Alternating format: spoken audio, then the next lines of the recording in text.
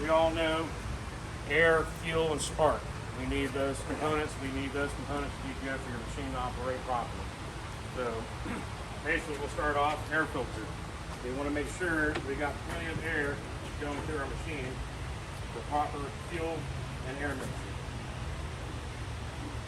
See here, this filter here doesn't have the secondary filter.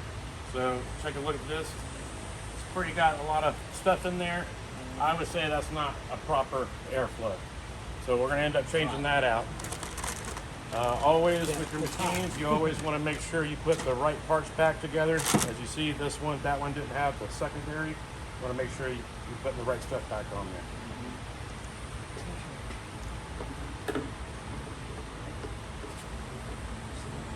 Next will be spark. We want to make sure that we got a good spark with our engine. You guys know what this is here? It's a spark plug tester. It's good to have on your rig, especially out in the field. It'll help you determine whether it's a spark plug. If it is not a spark plug, it'll help you determine if it's something else, like a coil pack or such. So we'll give this a shot. Has anybody used one of these before? Yeah, you can get it at Advance. They're fairly cheap. We're gonna crank this up.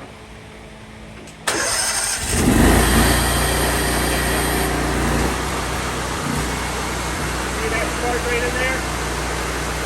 You're getting spark. You're able to see the light. See it? So we know we got good spark. We're getting electricity. But we're going to double check because you want to maintain these spark plugs. You want to change them out annually, after season. But once a month, it doesn't hurt to check to see what's going on with the plugs.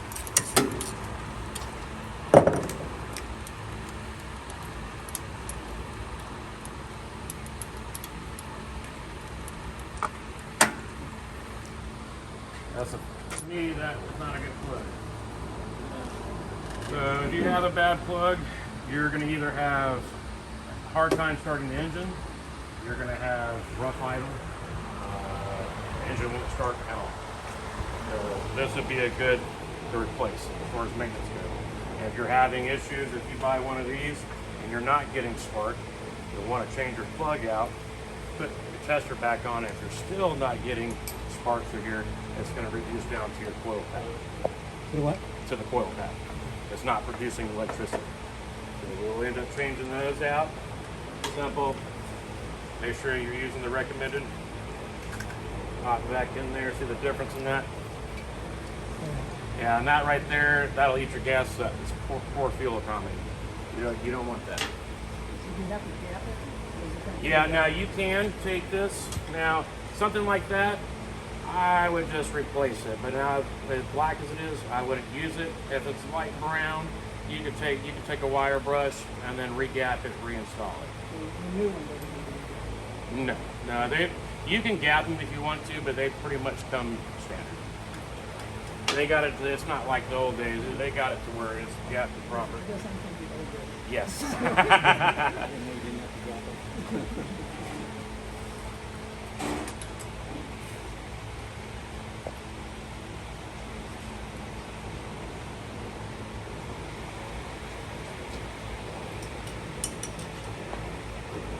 Should get a better spark on the tester there.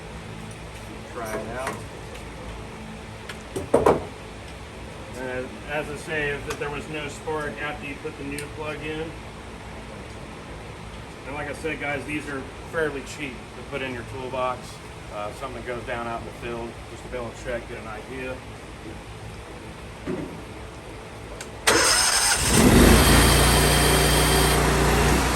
I don't know if you guys want to come and see that.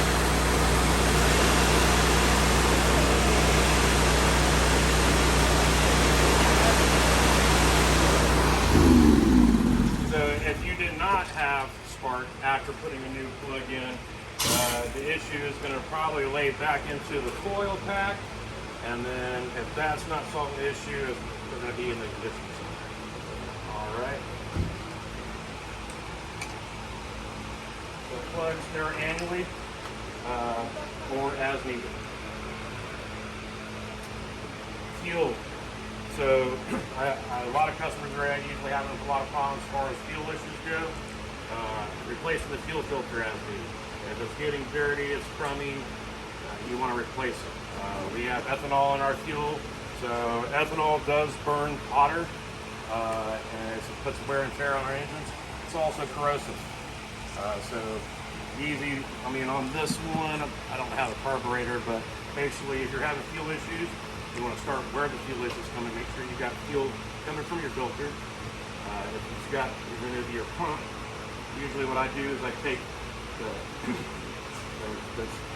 this one here that's going into your carburetor, pull that one off, see if it's pumping.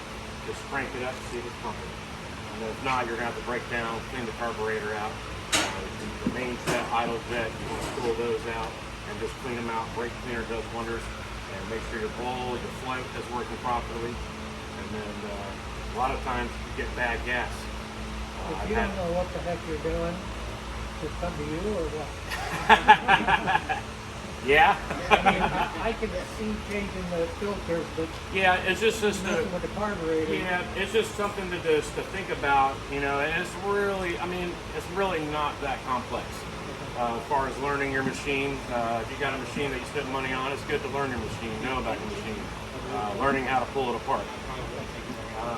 Also, when it comes to the oil changes, you want to make sure that you're always using the recommended. Now we use our AMS oil, small engine oil, 1030, 2 cylinders, usually about 2 quarts on your pumps. Every pump has this. So this is a cat pump. You want to be using cat oil. If you've got a general pump, you want to be using general pump. They got it set that way because it conditions the pump. So if you're flip-flopping and using different brands, you're going to cause a situation in your pump. Let's move to, let's take that on here. We're going to go ahead and do an oil change on this real quick.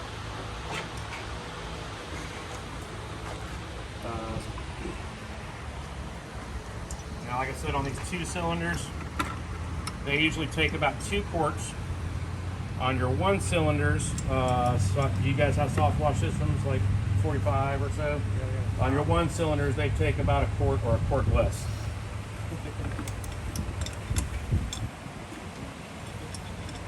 This machine here is actually Steven's machine, and he needed an oil change.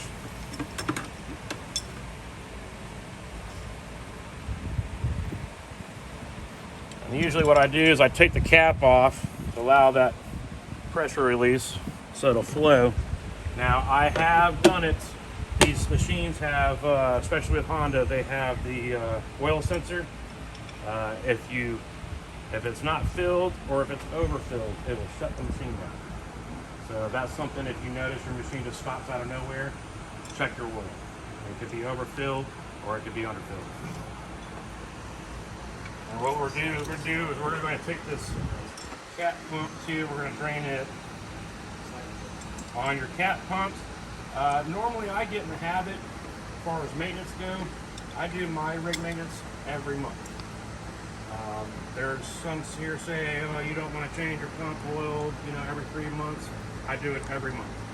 I don't ever have an issue, and it's good to keep fresh oil in there.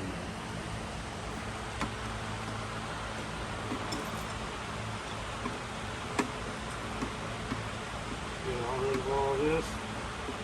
Let that drain. So for oil changes, recommended every 100 hours. I'm not sure how your wet work schedule is. Normally here, we're doing 4 to 5 houses a day. We're constantly running. You can easily burn up 100 hours easily. That's why I kind of just commit it once a month. I'm gonna change everything out, my oil, my pump, and then if you have a gearbox, go ahead and do your gearbox. And yeah, it's fresh oil. It's a happy machine. And then definitely at that time while you're doing your maintenance, go ahead and check your plugs. Do all that. Air filter, check the air filter. Now these air filters here, if you're careful, they are pricey. You can take these and take an air gun to it, blow it out, clean it. I've even seen where simple green, soaking it in simple green, helps get rid of all those oil deposits. You could try to reuse these. Once the paper becomes brittle, you want to trash and get a new one.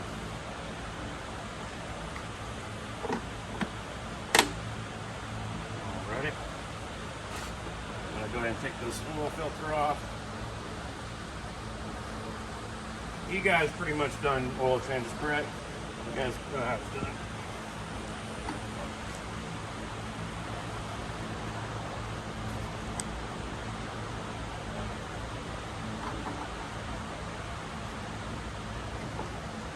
Alright, normally what I do with a filter change, of course you got to fill it up.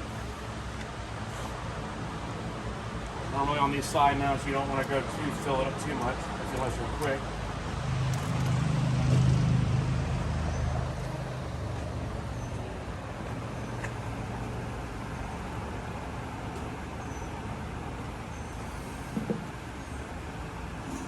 You want to make sure that you guys hit that gasket before you put it in there. That engine gets hot. If you don't do this gasket's going to crack, and then you're going to be leaking oil. Get that pot back in there.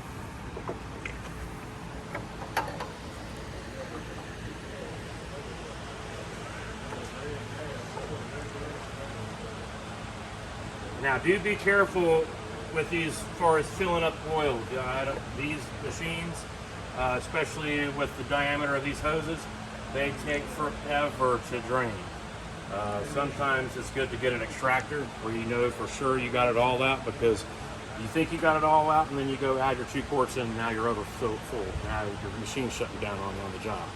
Do you ever use those oil pumps to keep the oil out of there? Yeah, well, no. I let mine drain overnight.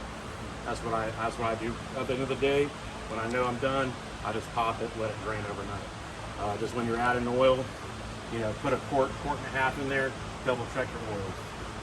I've had it happen to me many times. Overfilled it by accident, and my machine will shut off. It's that oil sensor, and then plus that's too much pressure in the engine, so you're going to cause other problems. So we'll let that drain, and we'll come back to that. All right, and then basic maintenance through the rest of the machine. Pull this off. Leaks. Leaks are very important. They can cause a lot of damage. Let me see if I can find my J-rod.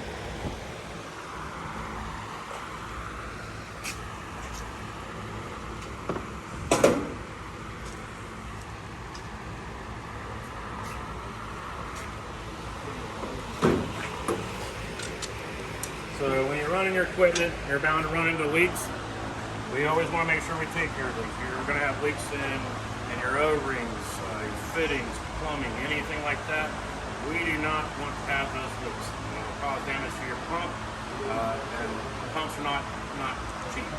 It'll cause damage to your loader. Depends on your loader. Loaders are not cheap either. So we're going to demonstrate. We already kind of felt a leak on here. We're going to demonstrate a leak.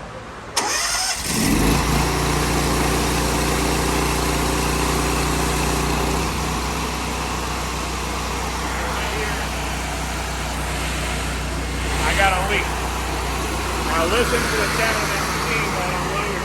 Listen for it.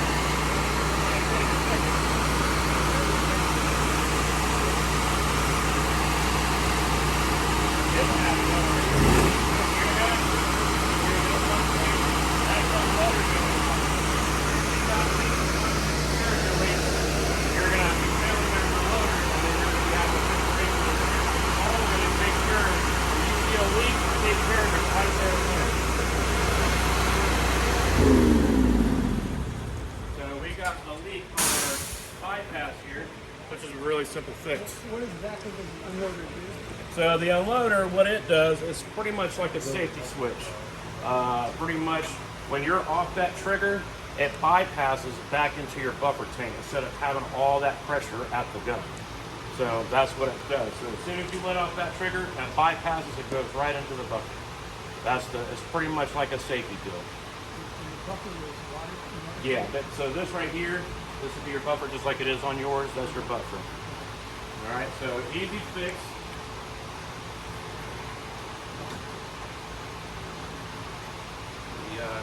It's best to have these guys on here. I'm not sure what, here it is. These are a lifesaver. We got some in there. They're kind of, I guess they're called dental picks. These are awesome to have to get these stubborn O-rings out. So just pop that out.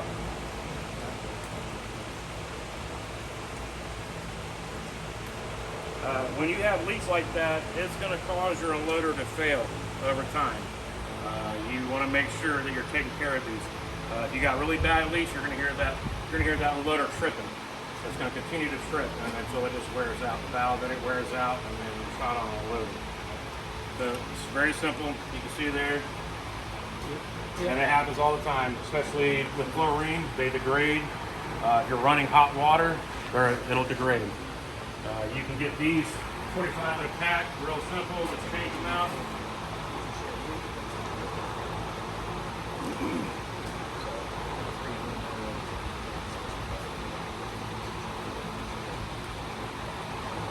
I think these are half-inch.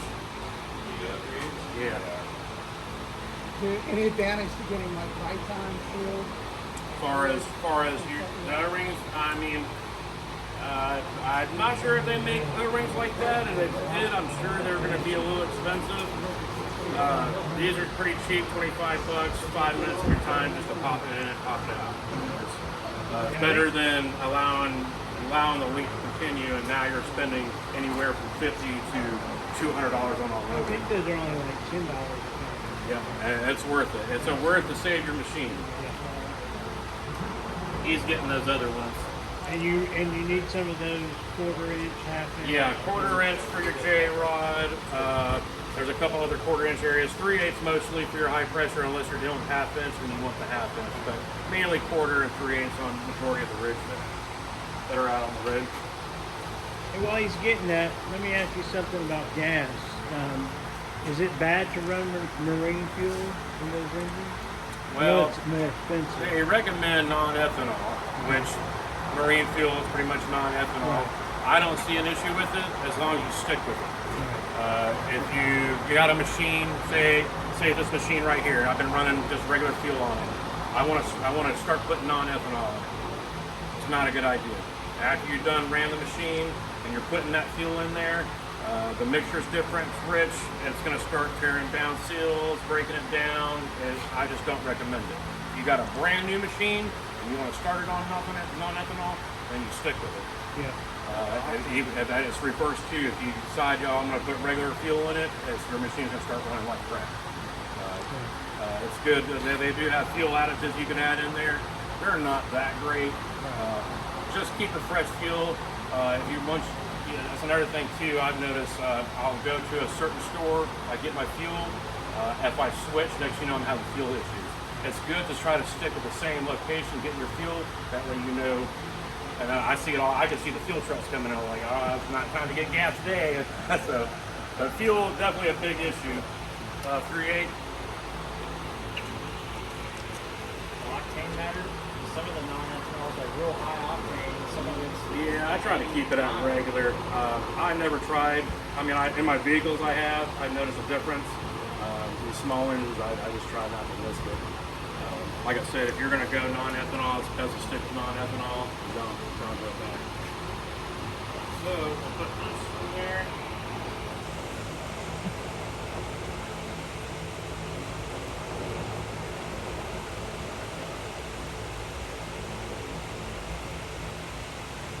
They can be a little issue sometimes. Get them in there.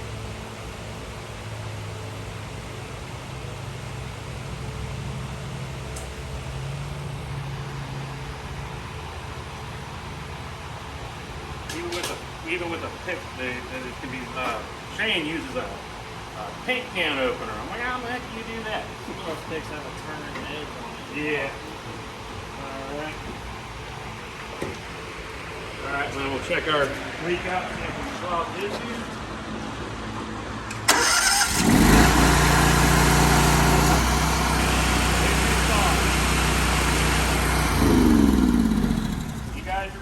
leaks all over the place. You're going to have leaks on your reels, your bypass, your O-rings, your pump. Anytime you see a leak, it's very important to resolve that. Especially with on the intake side of your water. If you got a leak right here, you know that you're pulling in air. So if you're pulling in air, you're causing pressure, and you're going to start blowing things up. So it's always to make sure that you take care of your leaks. Unloader, if you ever have issues, if you're not pulling any pressure or you got excessive pressure, usually that's where your unloader is going to be at. You're having a failed unloader. One thing over here, you guys want to come look at this? This is a bowl filter. Everybody know what a bowl filter is? That's your intake filter. It's very important when you're rigging up your machines that you have a filter. We normally try to do a primary and a secondary filter. Our primary filter is going to be on our water inlet side going into our buffer, and then we have our secondary, which is going to our machine or either machine. You want to make sure that you're cleaning this stuff out, because what's happening is if it's got crud in it, a lot of people, especially like these tanks here, these white tanks, they collect a lot of mold on the inside. That mold will build up, it'll clog the unloader, it'll mess up the pump, and then so what happens is if it gets in the unloader, it's either going to get stuck open or stuck closed. So if you're having issues, no pressure, excessive pressure, that's going to be a mold. Right? So always make sure that we keep this filter clean, keep debris out.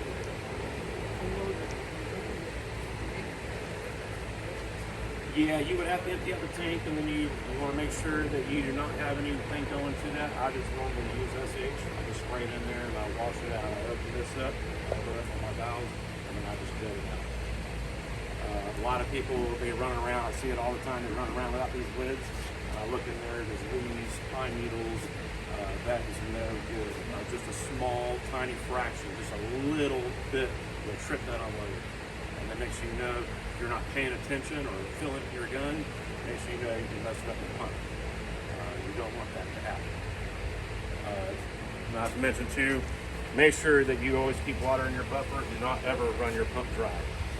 Okay? Not a good thing. Do not run your pump dry. Alrighty? So basic maintenance on that. Any questions so far? Anybody got any questions?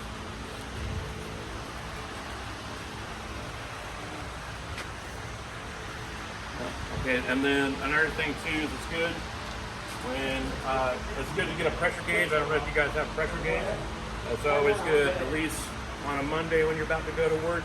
It's always good to check and make sure your pressure is reading where it's supposed to. I've just seen that. I've never seen that before. Yep. You can. It's best to read it off the pump. I sometimes when I test machines, I'll do it at the reel. We got quick net couplers where it goes right here like that, and then you can just read the pressure. That's how you can show me where I can put one. You just pretty much go on the other side of the outlet and you just add it on there. Still 90. I got a 10 gallon machine. Gotcha. And then have you guys ever adjusted the motors? Okay, so.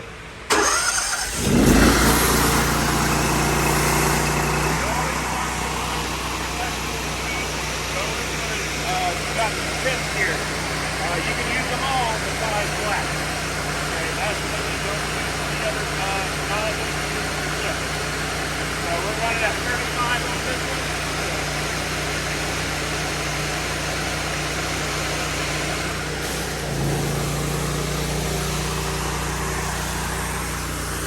This is a BRT3. I like this one. It's cheap. It breaks down. I can replace it real quick. We do have other ones. You have to put a double leaf on it and tighten it down.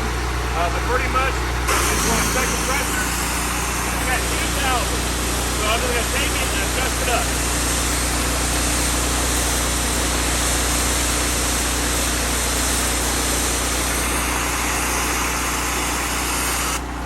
Now I'm right in front of that 35.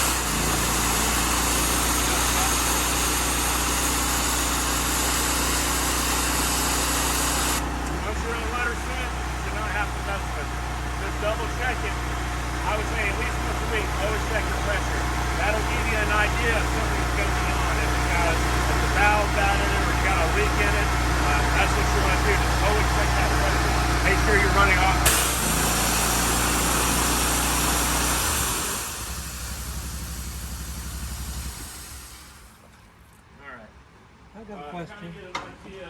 Kyle, this on this pump, okay, because I've been running my pressure gauge on the hose, and everybody says that's not good. Do all pumps have a spot where you can do Yeah, this? so that's one thing that's cool about these pumps is so you don't have to set up your outlet and your inlet on. You can set it on either side. Okay. Just on your gauge, just wherever you have your outlet, just put it on the other side. Okay. You can run, excuse me. You can run your gauge on your gun. Just understand you're getting probably 100 to 200 psi off when by doing that. Every 100 foot of hose is 100 psi. So I was gonna say yeah. alrighty. Any questions just on the basic maintenance?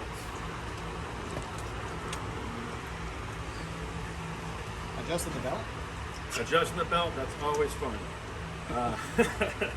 I haven't had to do it yet. It's a new machine, so I'm kind of curious when it comes. It's pretty simple. So on this one here, make sure I'm telling it right. Yeah, so here, you got the mounting bracket. These 4 bolts have to be undone. They just be unloosened. And then down here, you got the adjustment right here. Got it. So what you do, you just put an impact on there, and you just go to town and you pull it. You don't want it super tight. Gotcha. Just just a little. It doesn't have to be extremely tight. You don't want to wear the belt down. And then as soon as you get where it's at need to be, just tighten it down. Feeling like it's new, it's breaking in. It probably needs to be Yes, tightened yes, up a little bit now. I got rubber all over the place in there. Now with that, if that's the case, if you have rubber getting all over the place, it could be a break-in or your pump's out of line. Okay.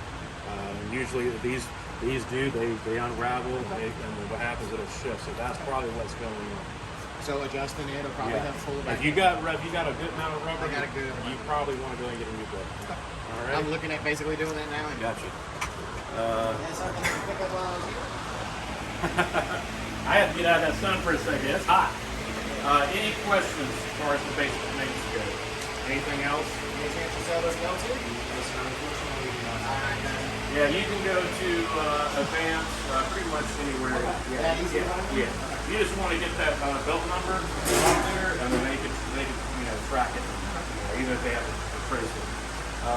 Just kind of get an idea. What kind of setup do you got? It's the 800 with 800. the general 10 gallon. You run a 10 gallon. Okay. What do you have going on? Me? Yeah. I got the 8-gallon CRX. Awesome. Go back to you. I'm just trying to get an idea. I got a 5-gallon. 5 gallon. 420 machine. Yeah, how you like it? It's good. Yeah. And I know what you got. What you got? I got that 8-gallon CRX. 4-gallon. Awesome. You liking that CRX? I do. I have 2 soft wash. Yeah. Do you guys have soft wash too? All y'all have soft wash? 12 volt. Okay. So we're gonna do a little troubleshooting on the soft wash. So do you guys ever have leaks in your soft wash? Not yet. Not I yet. got air in my system, and I haven't been able to find it. Okay, so that's where I'm leading to. So this system here, I know this is not a 12 volt. This is AR45. Same thing. We're running off the manifold. So usually 9 out of 10 times you guys have these valves. They have the unions. Always want to double check these unions. Make sure they're tight. They get loose real easy, just like that, just with vibration. Okay. You're pulling air, especially if you're running a diaphragm pump. Air is not good for you. Just go through it. Now after you check all that, if you're not seeing any visible leaks, you don't know where it's coming from, because it could be as simple as a hairline crack. It's not leaking. It's just pulling air. So what you'll want to start off with is just have all your valves closed. Open up one valve at a time. Run your machine. Run your 12 volt. If you're still spitting, if you're not spitting and sputtering, then you know it's not this valve. So we're going to go to our soap. We'll do the same thing. Go through it. If it's not that, we go to our chemical, and then now we're spitting and sputtering. So now we know it's on the chemical side. So we can run back, and we just normally 9 out of 10 times it's either a crack fitting or it's the fitting's not tight enough. Tighten it up, tape it up, fix it. Just go through everything. That's how I normally check. Just go through each valve. Keep all valves closed. Go one at a time. that's not it, go to the next one. All right, let's see if I can try to demonstrate. I don't have a manifold set up. I'll demonstrate one.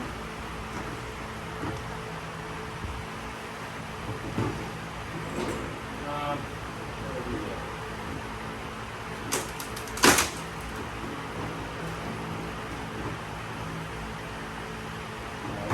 We'll just demonstrate a one valve.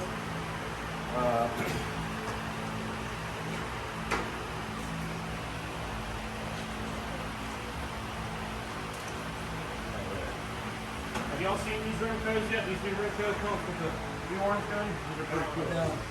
You guys, anybody want to try it? Yeah. Here, we're gonna shoot that way. Everybody stand back. Sorry. All right, so we have an air leak. So we know there's an air leak somewhere. No, you go ahead and let off. So now we want to determine where the leak is coming from.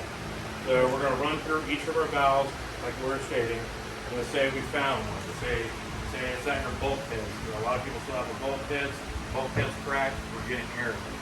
So we get that taken care of, fixed, and then we're going to test it again, run it.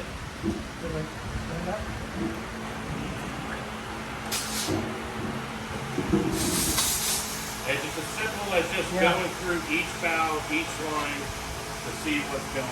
Oh yeah, that's Just run through them individually. That Ripco is pretty cool, huh? Yeah. This is 7 gallon. It's 7 gallons, 100 psi.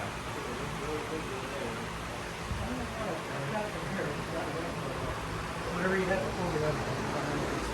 So I should be able to get that one. Yeah, I would recommend you getting that done with that unit there. But can I get it with the old pump? What's that? Can I get this done with the old pump? Whatever you have before the run. That I I'll don't. have to look. I'll have to look. Yeah, the pressure might be different. Yeah, Yeah, the gun I would recommend running on a 7 gallon. Yeah. Okay. Do you sell this gun? Yep. This hose looks bigger than the one man. I don't know. I'll have to look, but I like that. I like that gun. Okay, so as far as soft wash goes, you guys have any questions for our soft wash air leaks? I do have a question. There's not so much air leak. I feel like with my common gas powered unit, I went to that manifold before I could gauge mine. I feel like I'm losing time in my SH. I know they're harder to dial down. Okay, and how do you have your SH? Is it like a unicycle dropping down into the tank, or is it a bulkhead? Bulkhead. Okay. In my opinion, get rid of that Either that bulkhead. and Yeah. Unicycle. Yeah, where do you live? Pittscomb. Pensacola. We have the Florida Sun. That Florida Sun beats down on our equipment and makes it so brittle, and you probably can't even see it. It could be a simple airline crack, and you can't even see it. What's happening is it's pulling air, and that's where it's not primed. So if you switch over to the Unisil, all you're pretty much doing is drilling a hole, popping that Unisil with a drop filter, straight down the tank. What about the hose? I've read that you gotta have the same hose for the water and for the SH. Yeah, you're pretty much running 1 inch, correct? I'm running 1 inch to the water Yeah. and half an inch to the SH. I'll be switching over to water. 1 inch. Yeah, we run all 1 inch on it. The only thing we don't run is the third valve or the sub valve. We run quarter or a half inch on. And you can put it.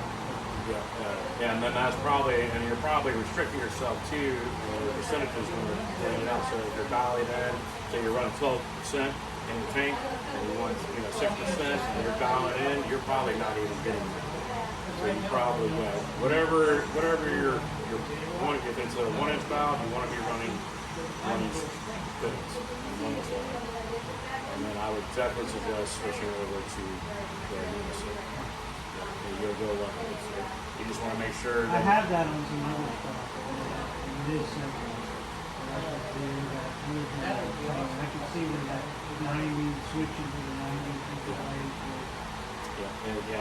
it'll make a big difference. I would switch to a 1 inch and then the Unisil. And you shouldn't have an issue. And then you should be having accurate when you're dialing in. It should be more accurate too.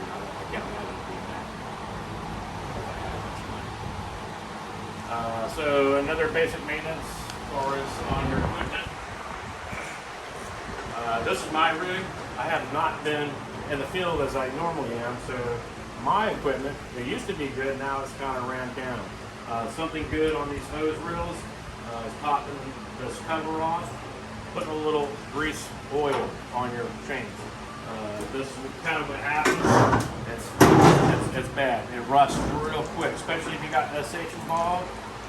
I've seen people where they put petroleum grease on their chains. It gives a little barrier on the SH. So it's good. Your fittings, see how bad this one is here? It's good. It's good to keep everything greased in. These ones have grease fittings. Make sure you're grease fitting everything.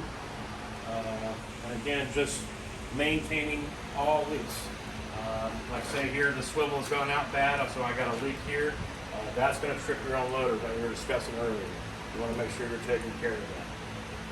Other than that, injectors. Anybody running a bypass injector, running injectors on theirs?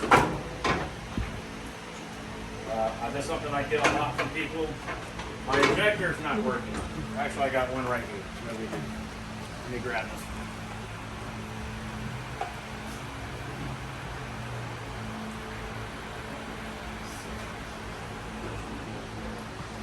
So this is a bypass that we carry. We get a lot of questions, a lot of people calling in saying that my injectors, I'm not pulling soap. I don't know what's going on. One of two things. You're not rinsing out your injector. It's very important to rinse your injector out. You can either do it after the job or after the day's over. You want to rinse your injector out. You can just rinse it out with water, or you can get NutriBleach.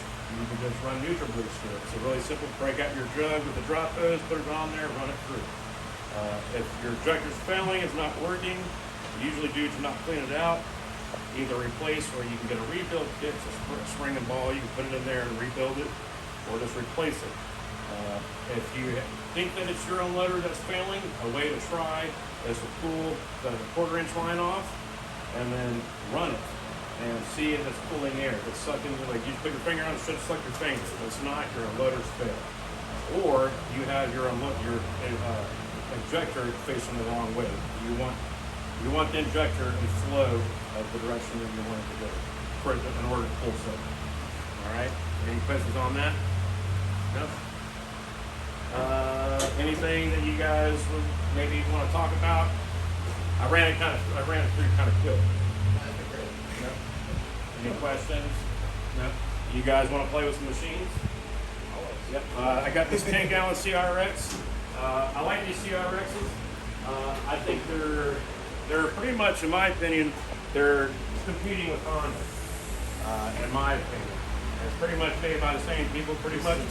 This is a 10-gallon. I noticed the new one's got a throttle in it. Yes, the 750s have the throttle, which is nice. I have the 680 in mine. I don't like it. I don't like where it's straight up power. It's not really good for the engine. I like to crank my engine up and let it rev up, and then I like to shut it down slowly. It's not good for the machine to do that. But I like these because they put out pretty much, they're just as good as the Honda, and they're really better for your pocket. I was in the pocket things. I need a second.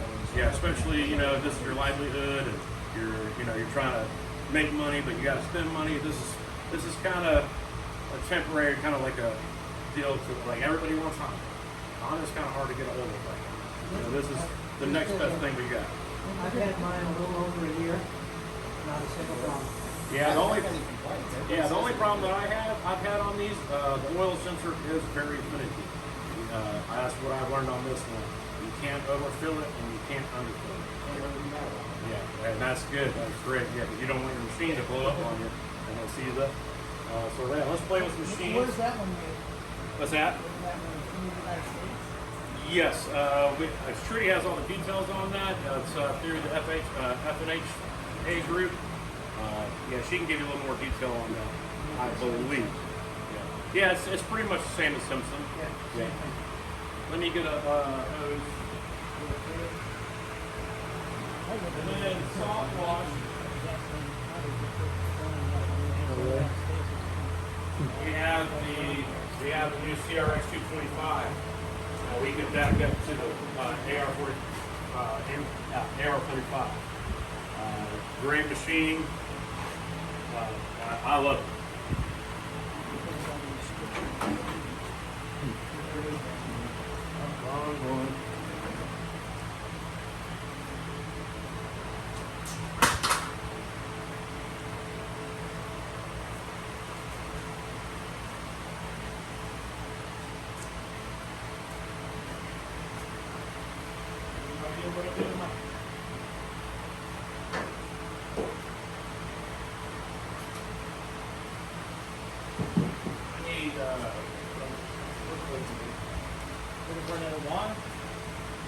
I need I need a fellow coupler.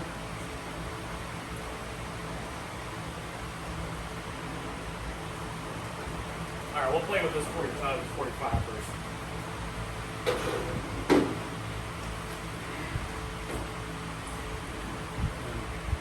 And then if you guys do not take care of your leaks, like we were talking about, it's going to turn out just like this here.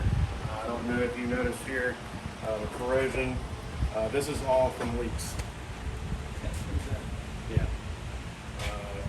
Just we threw about $400 at this morning, and we're still having issues with it. This is why it's very important to take care of your leaks, especially dealing with SH. Yeah, there's leaks everywhere. Seals going bad inside the pump? Oh no, it's mainly because they're not taking care of their manifold. They had manifold leaks, and pretty much it was dumping over there. With these machines, these 45s, does anybody have a 45? You have one? Something too, if you're not taking care of your leaks, again, you're pulling that air, you're drawing that air in, and then you're building up the pressure in there. These are prone to cracking. That's why it's very important to take care of these leaks on these these diaphragm pumps. If you get too much air pressure, they'll start cracking, spewing. They start spewing just by itself. Yeah. Now on these ones, especially even if you are, I have a good setup. You're not having any air leaks. With this, you want to make sure you're running 25-foot bypass line. If you can, more if you can. And you cannot stay off that. You can't just let go of the gun, the trigger, and just walk away. You have to stay on it, get the job done. You got 5 to 8 minutes of time to not be on that trigger. If not, if you let it go, then it's going to start building up pressure. It's going to start cracking, blowing the diaphragms. Yeah, you always want to stay on that trigger if possible. This helped me go into this style of manifold. What's that? This helped me tremendously going through that style of manifold, because what I had was my bypass was just shooting on the ground. Oh, So no. now I'm dumping chlorine and mix and everything else. on Oh, the wow. ground. So, How are you getting away with that? man, just luck. Well, I'm mostly commercial property, so that's the only time I'm using that. Pull this out, get this gun out. Kills grass, kills weeds really good. It does. Check out this 45. Kills everything. Yeah. That's an additional service. Yeah.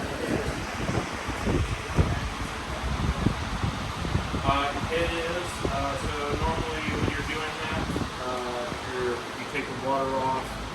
Usually once you get it primed, it's pretty much set. You can pretty much put it in there and go to town with it. Normally what you do, you can take a water hose in there, just jet it. Yeah, pretty much what I do in this piece is I make sure my fuel is off, and I just dry start it. I allow that pump to pull that water before I crank the machine. So basically, normally I usually have it up higher, but yeah. I have like a 275 gallon. Or is it buffer going tank. regular? Like, yes, this one, as of right now, it'll drag it through. It'll work just like that. Just like that. So I don't have to be belt dry. Now, but now if you have a leak in your bowl filter or such, you're going to be having issues.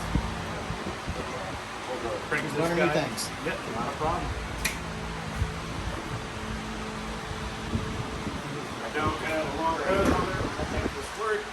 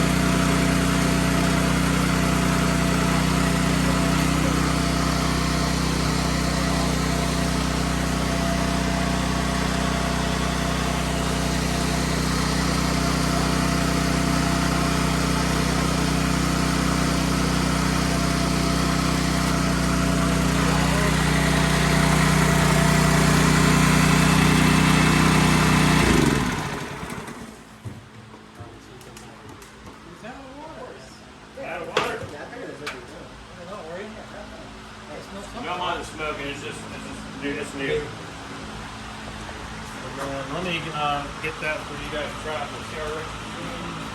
Yeah, you got a couple of guys. Be right back.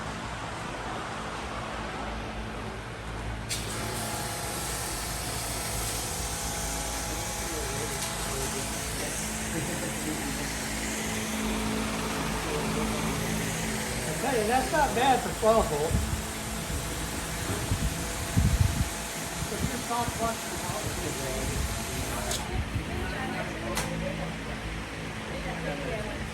I used to hit the fourth floor with my fat boy pump. Huh? I had a 7-gallon fat boy pump that used to hit the fourth story. That's the fact that I could do that. Hey, every time I had after that, I wouldn't.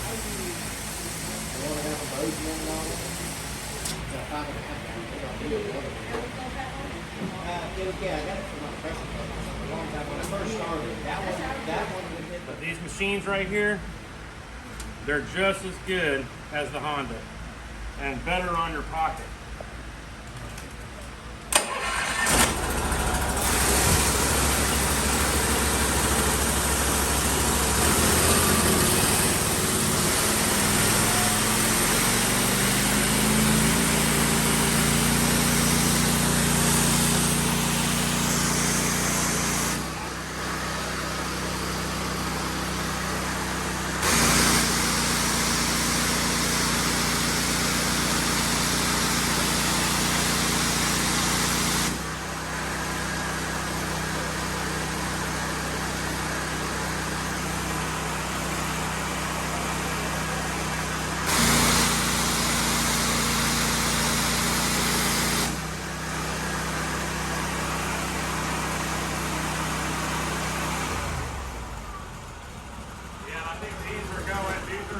Where are we running these at? 32?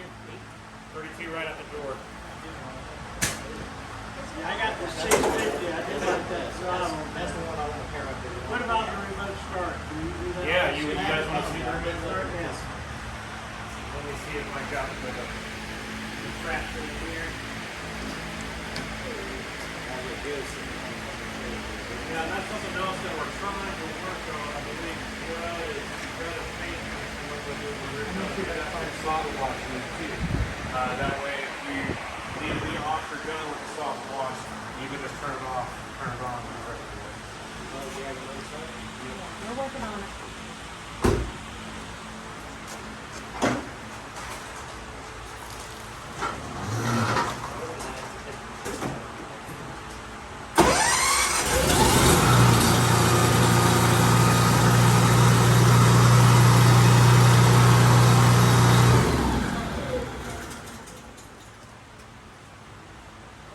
Remote start.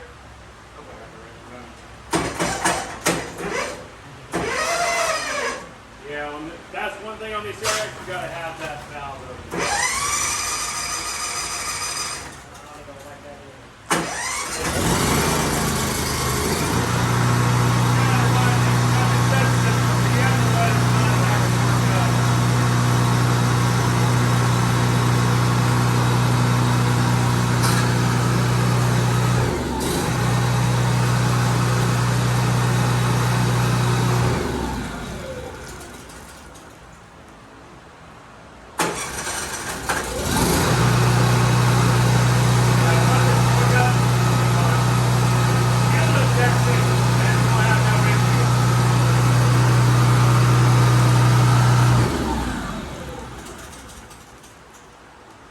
That'll be something that we're going to be trying to work with softball. Yeah, so I got a piece of main drive motor on my Comet pump, and I would like to do that on the softball. I'd like to consider the 650 as well, just because you're starting to run out of water, or you want to remove some things when you're way on the other side. Yeah, especially if you fill in your pressure line when you're running out of water. Yeah, I'm my big butt. I'm running as fast as I can, tripping and everything else. So yeah, it's a good safety feature to have. All right, so basic maintenance and troubleshooting. Is there anything that you guys want to pick my brain with? Yeah. YouTube and Facebook. Yeah, as long as you got your water filled up, you won't have an issue. If you run it dry, normally what I do is I'll open up my bowl filter, make sure I get the water flowing through. I got a 275-gallon tank, and noticed when I popped the filter off of it, man, there's a lot of big things. I figured that would work. Yeah, and then you can always call us if you guys ever need any. You got any questions or whatever, you can always call us and we can troubleshoot together on the phone. Well, they make them. They kind of look like a plastic. Have you, just to be able to know if anybody that washes or anything like that. So it's either just YouTube, Facebook, so you have to stand here where people know you're talking about it. I just got to figure out how to get these little commercials. Marketing, man. I do commercial all the time. I can't find houses. Really? Yeah, I run hotels. And for more videos like this, subscribe to my YouTube channel at Panhandle Power Washing Supply. Stay humble and hustle hard, my friends.